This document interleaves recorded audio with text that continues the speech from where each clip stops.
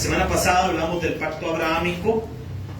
Hoy vamos a hablar del propósito de la ley. Pablo está explicándonos cuál es el propósito por el cual Dios dejó la ley. Así que este tema es bien interesante porque hay personas que se ven seducidas por el judaísmo, les gusta, más que todo en nuestra denominación.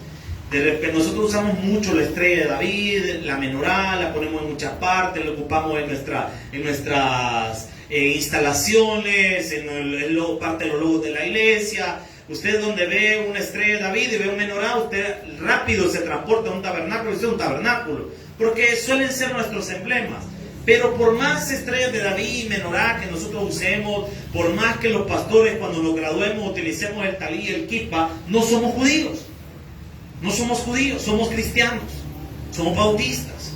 Y es importante entender cuál es el propósito de la ley, porque hay personas que dicen, hay que volver a la ley, hay que tomar la ley del Señor. Pero pues sí, ¿cuál es el propósito que Dios tuvo al entregar la ley de Moisés? ¿Cuál es el propósito? ¿Qué relación tiene esto con el periodo de la gracia? ¿Cómo es que la ley hoy en día podemos decir que tiene cierta injerencia en nosotros, pero cuál es su propósito? Eso es lo que Pablo va a responder del versículo 19 en adelante. ¿Lo tiene, iglesia? Vamos a leer la palabra en nombre del Padre, el Hijo y el Espíritu Santo. Dice la Biblia: entonces, ¿para qué sirve la ley? Fue añadida a causa de las transgresiones, hasta que viniese la simiente, a quien fue hecha la promesa, y fue ordenada por medio de ángeles, en mano de un mediador, y el mediador no lo es de uno solo, pero Dios es uno. Luego, ¿la ley es contraria a las promesas de Dios? En ninguna manera, porque si la ley porque si la ley es dada para pudiera vivificar, la justicia fuera verdaderamente por la ley, mas la Escritura lo encerró todo bajo pecado, para que la promesa, que es por la fe en Jesucristo, fuese dada a los creyentes. Pero antes que viniese la fe, estábamos confinados bajo la ley, encerrados para aquella fe que iba de ser revelada. Buen Dios y Padre que estás en los cielos, gracias te damos por tu palabra. Te pido que hoy podamos entenderla, podamos atesorarla y podamos, Señor, valorarla. Gracias, Señor, por esta oportunidad y por este privilegio que nos das de estar en tu casa para aprender de tu palabra. En Cristo Jesús, nuestro Señor. Amén y amén. Puede tomar su asiento. Bien, ¿de qué vamos a hablar este día? Vamos a hablar de algo que es muy importante entenderlo, y es el propósito de la ley de Dios. ¿Qué es la gracia y qué es la ley? Para esto tenemos que retomar algo que empezamos a ver la semana pasada, y es la cuestión de los pactos y las dispensaciones. Primero, quiero que vea conmigo lo que dice el versículo 19 para entrar en materia en esto. Entonces, ¿para qué sirve la ley? Buena pregunta. Si me están diciendo que la salvación es por medio de nuestro Señor Jesucristo, que no hay obra humana que usted o yo podamos hacer para ganarnos la salvación, entonces la pregunta más lógica es, bueno, ¿y entonces para qué sirve la ley? ¿Cuál es su propósito? ¿Cuál es el propósito de Dios al dejar los 613 mandamientos? ¿Cuál es el propósito del Señor al poner la ley? ¿Cuál es el objetivo? Aquí dice la palabra: fue añadida a causa de las transgresiones. El propósito de la ley de Dios es mostrarnos que usted y yo somos pecadores. Dígame, ¿cómo va a saber usted que está cometiendo un error si primero no le hacen una lista de las posibilidades de los errores? ¿Cómo va a poder entender usted, o cómo va a entender usted que existe la posibilidad de equivocarse si, número uno, no se hace una lista de las cosas que son errores? Debe haber una lista. Alguien me puede decir, mire hermano, yo no he cometido tantos errores. Pues sí, ¿según qué? ¿Cuál es el código? ¿En qué ley infringimos? ¿Cómo sabemos si no hay un orden establecido de los errores? ¿Cómo saber si algo no está bien si no hay reglas claras? ¿Me está siguiendo? Es como que en su empresa usted vaya a trabajar y no pongan las reglas claras de qué hace la empresa y qué no hace la empresa. Las reglas deben de estar claras, amén. Dios estableció 613 preceptos. Estos 613 preceptos se conocen como la ley. En la ley de Dios encontramos leyes ceremoniales y encontramos leyes sociales o de conducta. En estas leyes el Señor nos muestra qué cosas son nuestros errores. Y vean lo que dice la palabra. Hasta que viniese la simiente, a quien fue hecha la promesa. ¿Cómo es esto de la simiente? ¿Cómo es esto de la ley? Para poderlo entender tenemos que irnos a las dispensaciones y a los pactos. Creo que puse una imagen por ahí, no sé si la tenemos. Gracias. Aquí estamos viendo una imagen donde aparecen los pactos y las dispensaciones. No me voy a detener a explicar tanto esto porque es un tema que amerita un estudio bíblico en sí mismo, pero quiero explicar.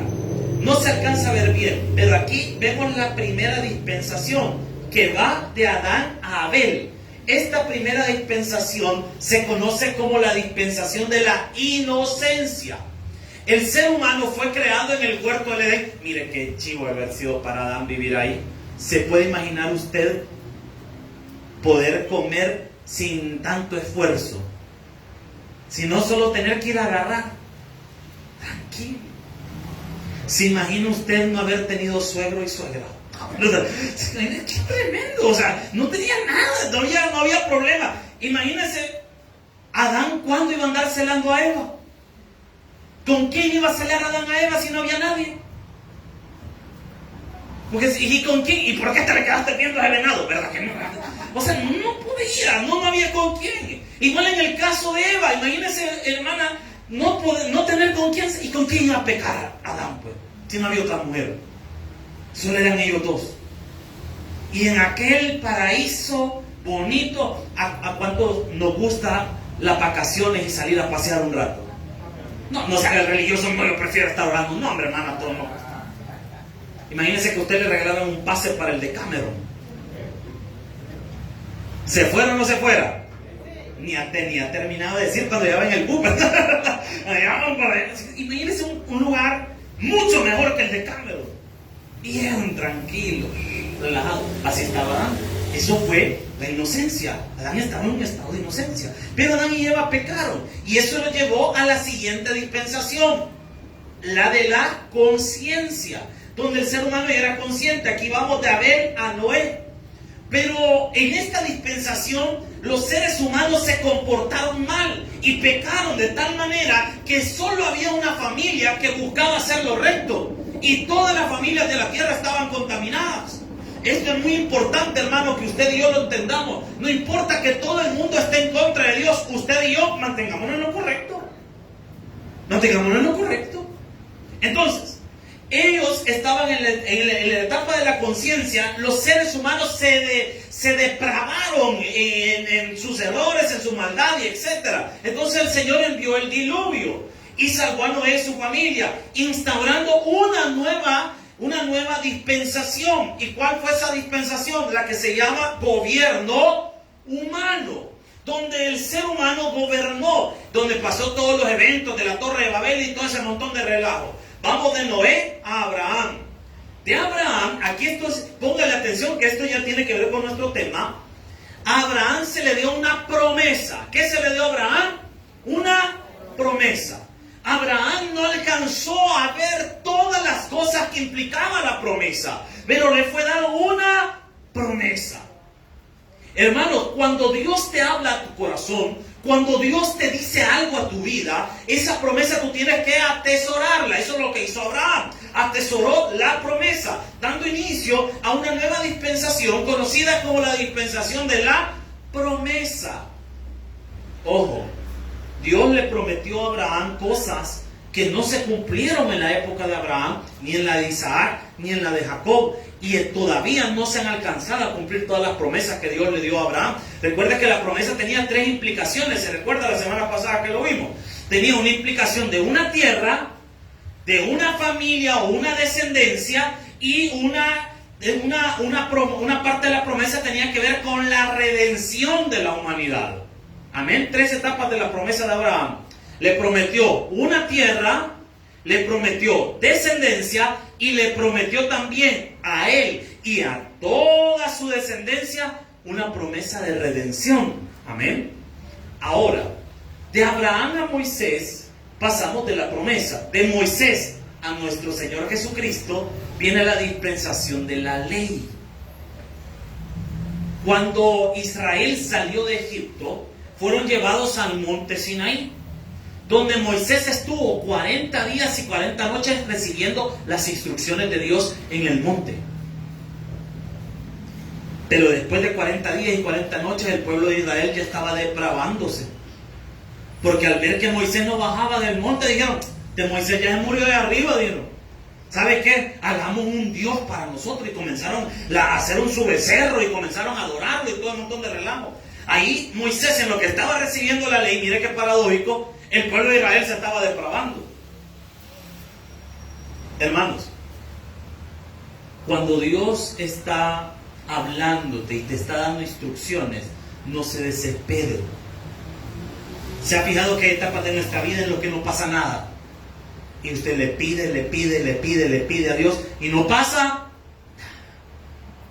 ¿Qué es esa etapa? La etapa en la que Dios está hablando a tu corazón, está dando instrucciones. Y en esa etapa, ¿qué hay que hacer? No desesperarse, hay que esperar. El pueblo de Israel se desesperó en esa etapa y cometieron muchos errores. Pero de ahí vino esa etapa de la ley, donde el Señor se relacionó con el pueblo de Israel mediante a la obediencia, al sometimiento a la ley.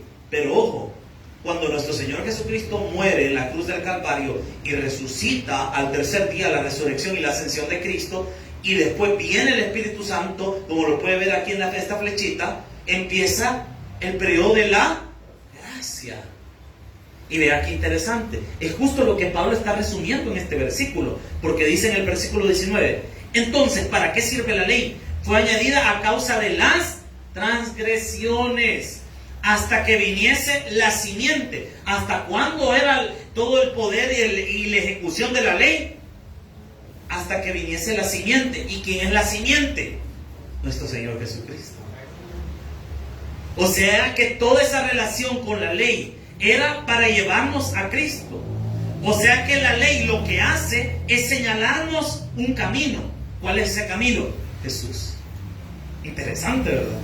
Y dice que fue ordenada por medio de ángeles y un mediador. El mediador fue Moisés. Y vemos esto de los ángeles en Hebreos capítulo 2, versículo 2. No sé si alguien me puede hacer el favor de leerlo. Carta a los Hebreos capítulo 2, versículo 2. No voy a perder Gálatas. Hebreos 2.2. Hebreos 2.2. Hebreos 2.2. ¿Lo tiene?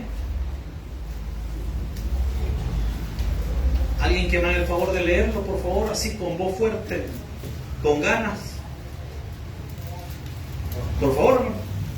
Porque si la palabra dice por medio de los ángeles fue firme, y toda transgresión y desobediencia recibió justa retribución.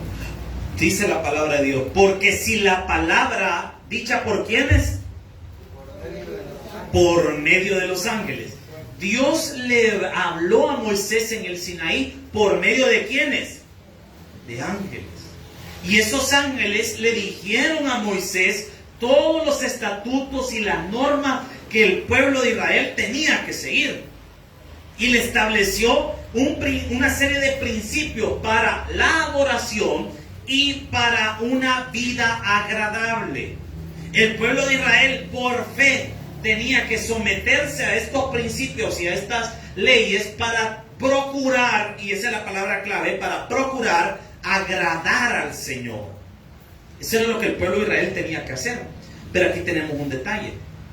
El Señor dejó esto con un propósito, y aparte de mostrarnos nuestras transgresiones, tiene otro.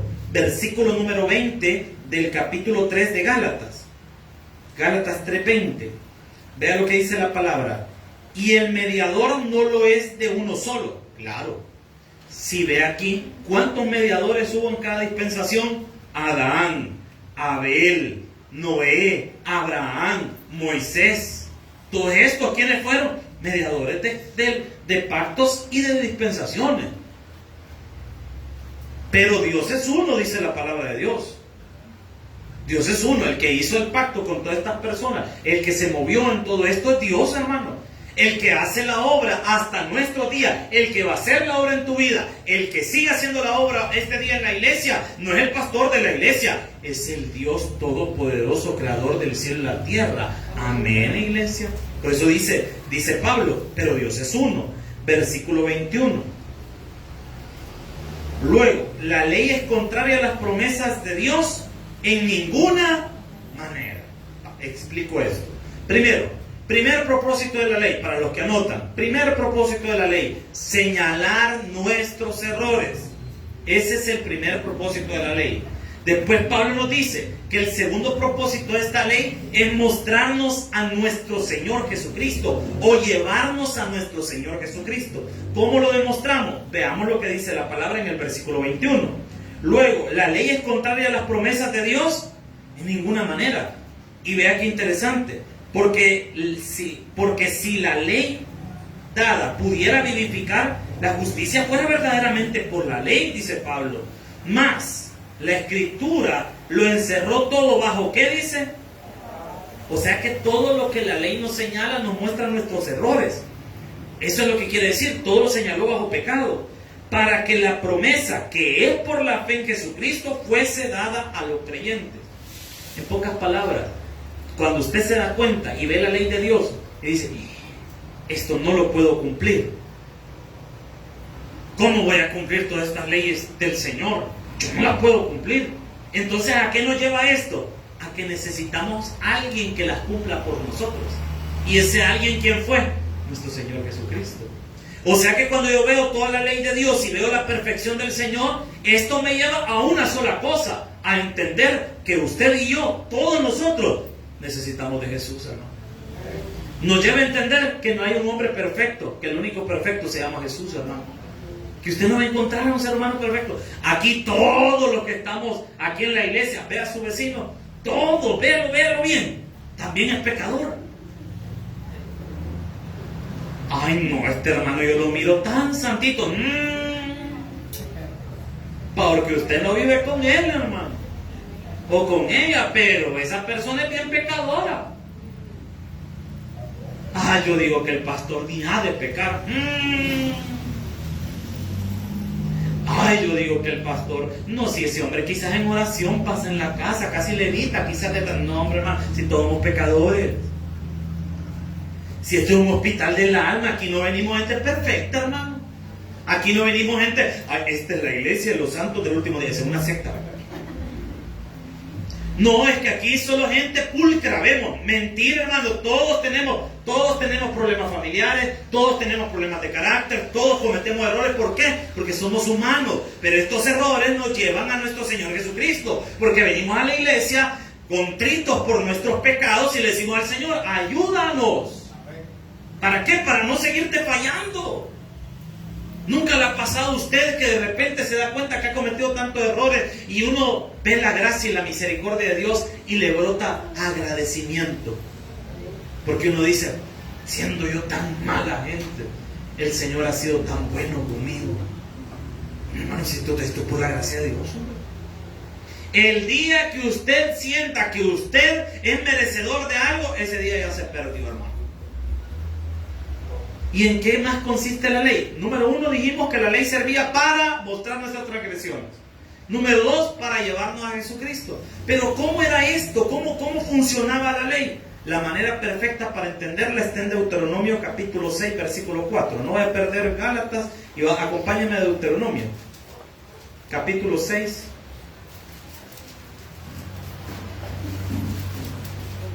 Versículo 4. Mire, se me olvidó la pizarra, pero ya estuvo, ya empezamos, así démosle. Se me olvidó ponerla, porque es Deuteronomio 6:4, ¿lo tiene? Este versículo subráyelo y póngale las siguientes palabras. Shema Yisrael, póngale así. Shema Yisrael, así se le conoce a este pasaje, como el Shema. Y que Chema no es la abreviación de José María, hermano. No es que el Chema es mi primo allá del pueblo. No, ese otro Chema. Pero este es el Chema. Con S y H, E, M, A, Chema. ¿Y qué es el Chema Israel? Vean lo que dice la palabra, lo vamos a leer. 6:4, ¿lo tienen? Oye, Israel, Jehová nuestro Dios, Jehová uno es. Deténgase ahí. Este es el principio fundamental de toda la fe hebrea que está en este versículo. La palabra Shema significa oír. El Shema Israel. Y esto lo tenían que recitar. Oye Israel, Shema Israel. Dice, Jehová nuestro Dios, Jehová uno es. Hablando de la divinidad del Señor, que nuestro Dios es uno. ¿Y qué tenían que hacer con esta verdad? Versículo 5. Y amarás a Jehová tu Dios de todo. El propósito de la ley no era solo mostrar el pecado, sino enseñarnos cómo amar al Dios verdadero, a ese Dios que es uno. Y dice la palabra, y amarás a Jehová tu Dios de todo. Usted no me puede decir que usted le está sirviendo al Señor si usted no demuestra que usted ama a Dios con todo su corazón. Le voy a preguntar algo. ¿Cómo actúa una persona enamorada? ¿Cómo actúa una persona enamorada? ¿Se recuerda cuando usted estaba enamorado? El peor error de mi vida, dice mi hermano. ¿Cómo fue su etapa de enamoramiento, hermano? ¿Qué hacía usted por el sujeto, la susodicha o el susodicho? ¿Le dedicaba canciones? ¿A alguien aquí le han llevado serenata alguna vez? Ay, no. ¿Qué locuras ha hecho alguien por amor? Yo me recuerdo en una ocasión que alguien había alquilado su avión y decía, ¿quieres casarte conmigo? No sé quién. Lo malo que no le había puesto el apellido porque ¿quieres casarte conmigo, María? Y todas las Marías, ay, quizás a mí me lo está proponiendo. Qué chivo lo que, y más de algún inteligente haber aprovechado. ¿Viste el avión que te contraté? ¿Verdad? Ni sabía, ¿verdad? Pero mire, o sea, tremendo. ¿Por qué? Por amor. Hay gente que ha hecho locuras por amor. Ahora le hago una pregunta. ¿Usted ama realmente al Señor? ¿Está dispuesto a hacer cualquier cosa por el Señor? ¿Está dispuesto a amar al Señor? Si a muchos les decimos, hermano, venga a servir al culto de las 8. Ay, no, mucho madrugar. Y no que esté enamorado de Jesús, pues.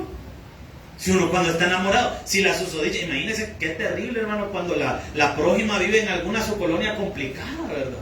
Y el prójimo tiene que irla a ver allá a la colonia y ahí tiene que ir entre valle de sombra y de muerte, ¿verdad? Ahí va, Señor, protégeme, bro. Uy, Señor, bro. Y ahí va a verla. Porque está enamorado. ¿Cuántos se volvieron poetas enamorados? Le entregaban rosas a la hermana. Ahora ni un mozote le regala, pero antes cuando le andaba cuenteando, la invitaba a comer. Le movía la silla para que se sentara. Le decía, mi amor, por favor, sentate. Ahora se la mueve, pero para que caiga. Pero en aquel tiempo se la movía para que se sentara. Le abría la puerta del carro. Le ayudaba a subirse al bus. Ahora él se sube primero. ¡Ey! Me quedó la señora, espérese usted. Pero antes era diferente porque estaba enamorado. La ley del Señor nos muestra la forma correcta de amar al Señor. Es otro de los propósitos de la ley. Y dice, amarás a Jehová tu Dios de todo. Y de toda que dice, y con todas tus. ¿Cuál es el común denominador ahí? Todo. Con todo tu corazón, con toda tu alma, con toda tu fuerza, con todo tu corazón, con todo lo que usted tiene. Pregunto yo, ¿está amando usted hacia el Señor? Iba a ir ahora al culto. No sé vos. Ay, voy a ver. ¿Y dónde está su amor por el Señor? ¿Y dónde está su amor por Cristo? Vamos a Mujeres de Fe a ver si predica la hermana Silvana otra vez. No, hermano. Usted no tiene que venir por el predicador. Usted tiene que venir por el Rey de Reyes, Señor de Señores. Usted tiene que venir usted. Y vean qué más dice la palabra. Versículo número 7. Y vean lo siguiente, en qué más consistía la ley. Era un mandamiento generacional. Y dice el versículo 7. Y las repetirás ¿a quiénes? Y hablarás de ellas estando en casa, andando por el camino, al acostarte y cuando te... O sea que la ley de Dios tenía que ser transmitida a los hijos. La mejor herencia que usted les puede dejar a sus hijos es el temor de Dios, hermano. Porque el día de mañana usted les puede faltar, pero Dios jamás les va a faltar a ellos. Si usted les enseña a amar a Dios desde chiquitos, cuando ellos le digan, mira mamá, quiero un par de zapatos, pedíselo a Dios, hijo, Dios te lo puede dar. No le diga a aquella necedad, no tengo vos. No, jamás diga eso. Que de repente el niño quiere, mira mamá, yo quisiera esa camisa. Y usted le va a decir, ahorita no tengo. No. ¿Qué se le dice a los hijos? Pidámoselo a Jesús, hijo, que Jesús te lo dé. Porque usted no sabe si Dios le puede contestar a ese niño. Pero muchos de nosotros les decimos esa mala palabra. No tengo una mala palabra para los cristianos, hermano. ¿Qué decimos todos nosotros? Se lo vamos a pedir a Dios. Hermano, vamos a hacer una vendimia. Ay, yo ni visto tengo. No, hermano. ¿Qué se dice? Le vamos a pedir a Dios. ¿Cuántos hemos tenido ese mal pensamiento que de repente queremos algo y lo primero que nos viene a la mente, meternos la mano a la bolsa y sentir las 2 horas nada más del pasaje? No tengo, no. ¿Qué se dice? Dios me lo puede dar. Voy a empezar a orar por el par de zapatos. Dígame usted, hermano, si Dios puede sanarle su cuerpo, ¿cómo no le puede dar un par de zapatos nuevos al Señor, hermano? ¿Qué es esa falta de fe? Es que ese es materialismo. Ah, pues aguantame, pues. Pero yo tengo fe en el Señor, hermano. Sí, dígale al Señor, Señor, yo estoy pidiendo esto y usted clámele al Señor. Enséñale a sus hijos. Háblele a sus hijos cuando esté con ellos. Enséñales a que dependan de Dios. No que dependan de usted. A mí pedíme, hijo. No. Pedirle a Dios, hijo. Pedirle al Señor que Dios te bendiga. Mamá, mira, yo quisiera estudiar en la universidad. Ay, mira, fíjate que yo no tengo. Yo antes hasta 3er grado te iba a dar. Hombre. ¿Qué tiene que decirle usted a sus hijos? Hijo, tu sueño, encomendáselo a Dios. Que Dios te abra puertas, hijo. Que Dios te bendiga. Si Dios te quiere bendecir a través de mí, lo va a hacer. Pero si no es a través de mí, a través de alguien lo va a hacer. Pero que va a estudiar, porque Dios te va a ayudar, hijo. Así se habla, hermano.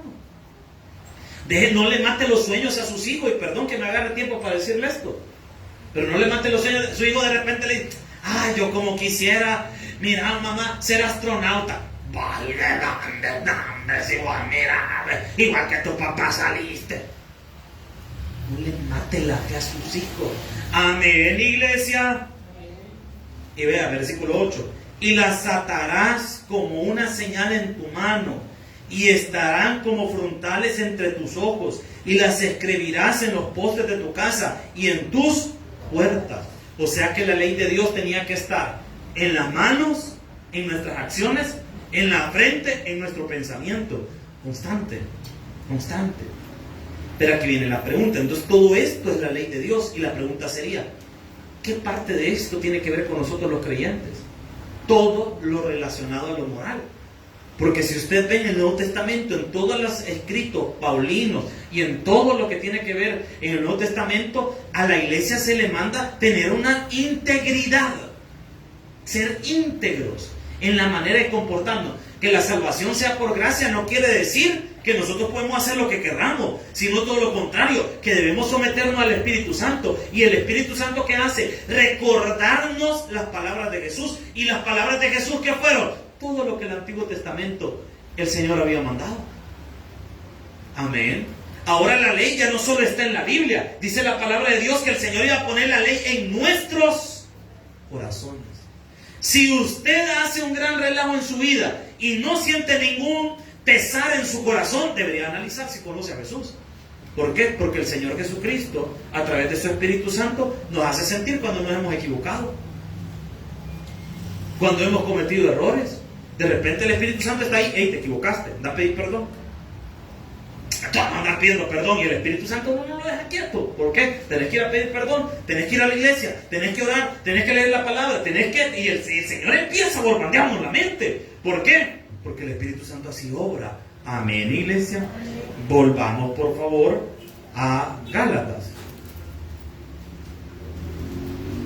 Estamos en el 21. Versículo 22. Mas la Escritura lo encerró todo bajo pecado para que la promesa que es por la fe en nuestro Señor Jesucristo fuera dada a los creyentes. Y vea lo que dice la palabra en el versículo número 23. Pero antes que viniese la fe, estábamos confinados bajo la ley, encerrados para aquella fe que iba a ser revelada. Es decir, hablando del pueblo de Israel, que estuvo casi 1400 y pico de años sometidos a la ley, tratando de cumplirla y no pudiendo hacerlo, ¿verdad? Esperando que viniera la promesa, y la promesa era nuestro Señor Jesucristo. Pero ¿qué función tiene ahora la ley? ¿O cómo nos ayuda la ley? ¿Qué otra función tiene? La de un maestro. Versículo 24. De manera que la ley ha sido nuestro, ¿qué dice? Ayo. Subraya la palabra ayo. La palabra ayo viene del griego peidagogos. Peidagogos, donde viene la palabra pedagogo. ¿Y qué quiere decir peidagogos? Maestro. El ayo era el niñero de un niño. Para nosotros ahora una niñera, ¿qué es una niñera para nosotros? Alguien que cuida a los niños, ¿verdad? Pero en el Antiguo Testamento y en la época de Jesús, una niñera o un niñero era más que un cuidador de unos niños, era el maestro de los niños. Le enseñaba a los niños cómo comportarse. Un pedagogos en el griego era una persona que se encargaba de enseñarle modales a los niños. Modales. Ahora los niños no saludan. Se recuerda antes que cuando uno se encontraba con un adulto tenía que saludarlo. Buenas tardes, buenos días, con permiso. Se recuerda aquellos dorados tiempos en los que un niño no se podía meter en la conversación de un adulto. ¿A cuántos de nosotros nos fajaron la boca por andar de metiches en la conversación de un adulto? Sí, hermano, si antes no se podía. Antes no se podía. De repente estaban conversando nuestros papás con alguien y uno llegaba. ¿Qué hacía la mamá? Solo le quedaba viendo. Y esa miradita ya sabía uno que después que la visita, uno quería que la visita no se fuera. Porque nomás la señora cerraba la puerta, venite para acá. ¡Lan! Modales. Antes no solo los padres enseñaban modales, sino que también los niñeros. Les enseñaban a leer, les enseñaban cómo comportarse en la sociedad. Usted tiene que preparar a sus hijos. ¿Para qué? Para afrontar los retos del mañana. Que sus hijos sean bien educados. Mira, a mí como me gusta ver a los niños cuando están bien educaditos. Si da gusto ver a un niño bien educadito, que ahí anda bien arregladito, bien firmecito, bien comportado y todo, y uno dice, han hecho un buen trabajo los papás. Se ha hecho un buen trabajo. Ahora, el pedagogo era una persona que se encargaba de todo esto, de enseñarle a leer, de enseñar a comportarse, de enseñar cómo sentarse, cómo pararse, cómo hablar. El pedagogo hacía todo eso. El laio, que dice la Biblia, el pedagogos, era el encargado de disciplinar al niño hasta que tuviera una edad adulta, donde el niño ya pudiera comportarse y valerse por sí solo. Nosotros hemos tenido un ayo. ¿Y quién es ese ayo? Cuando nosotros nacimos de nuevo y recibimos a Cristo como Señor y Salvador personal, empezamos nuestra vida cristiana 0 kilómetros. El día que usted recibió a Cristo, todos sus pecados fueron perdonados. Amén. O sea que todas las maldades que hicimos antes se borraron. Todos aquellos diciembre en los que echó un bailongo, ya estuvo, hermano, eso ya el Señor lo perdonó. Hay gente que se martiriza y todo el tiempo, ay, es que a mí a lo sinvergüenza que yo he sido. No, hermano, que usted haya sido sinvergüenza antes, el Señor ya lo perdonó. El problema es que sea sinvergüenza ahora. Ay, hermano, mire, yo antes era bien bailarín, que el mariachi loco me decía. Si yo era un trompo en la fiesta, hermano, me preocuparía que me diga, aún soy un trompo en la fiesta. Ay, sí, mira, hermano, yo antes, sí, yo, así pasaban las cajas de aquello, ¿verdad? Y pasaban, y ahora, el punto es el hoy, no lo que fue antes.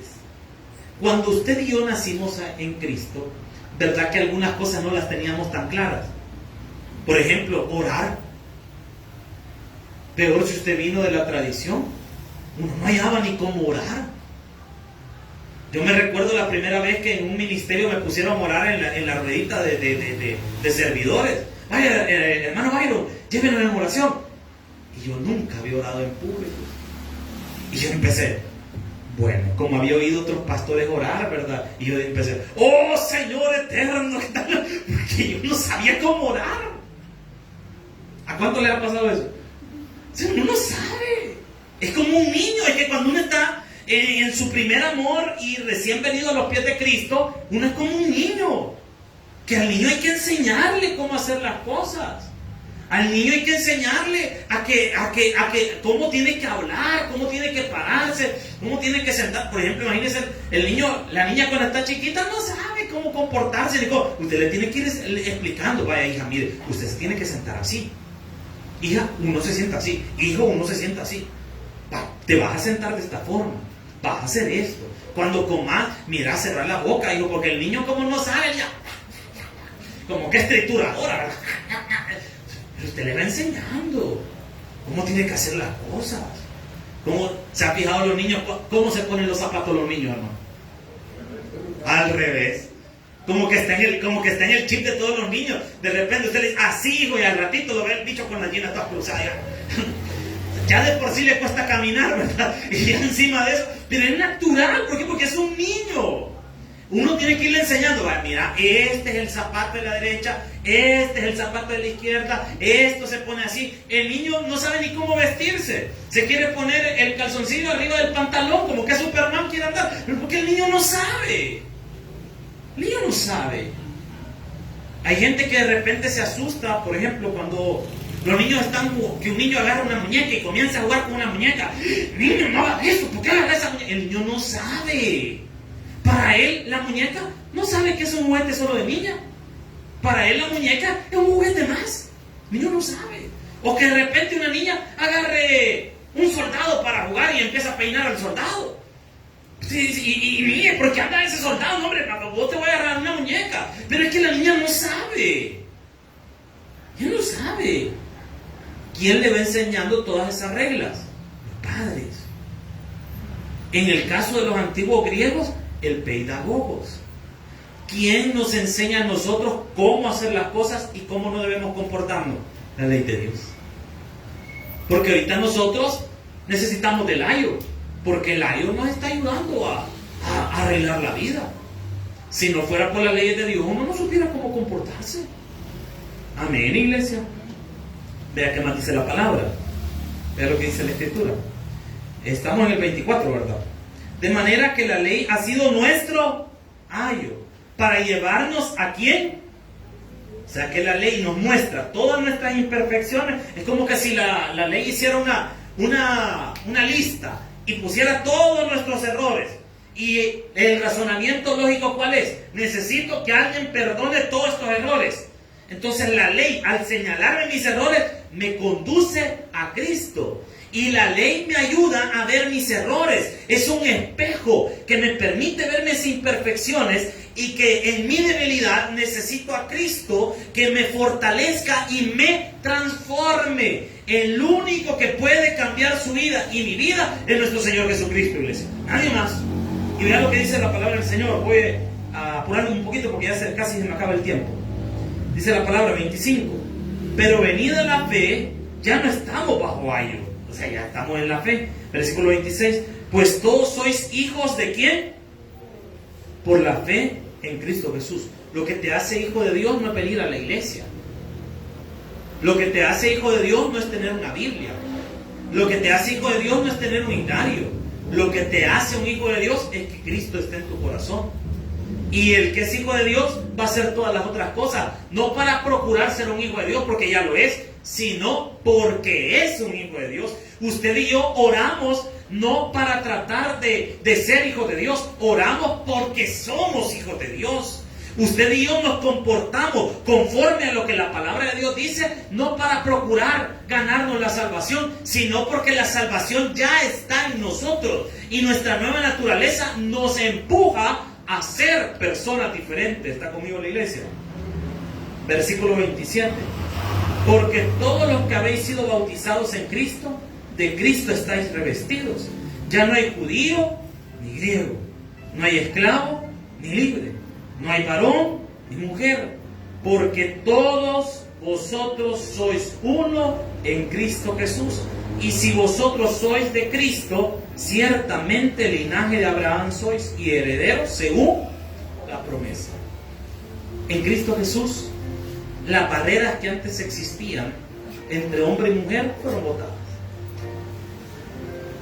A usted no lo hace más santo ser un hombre o ser una mujer, porque Cristo está en su corazón, tanto de hombre como de mujer. Ahora ya no se trata de etnias, que antes en el Antiguo Testamento el pueblo de Israel tenía esa preeminencia por haber sido el pueblo que recibió la ley. Ahora dice Pablo, eso ya no importa. Sí, puede ser linaje de Abraham por parte de la sangre, pero todos somos hijos de Dios al recibir a Cristo como Señor y Salvador personal. Así que esto es muy importante, iglesia, que lo tengamos claro. La salvación no es heredada. La salvación debe ser un encuentro personal con Cristo.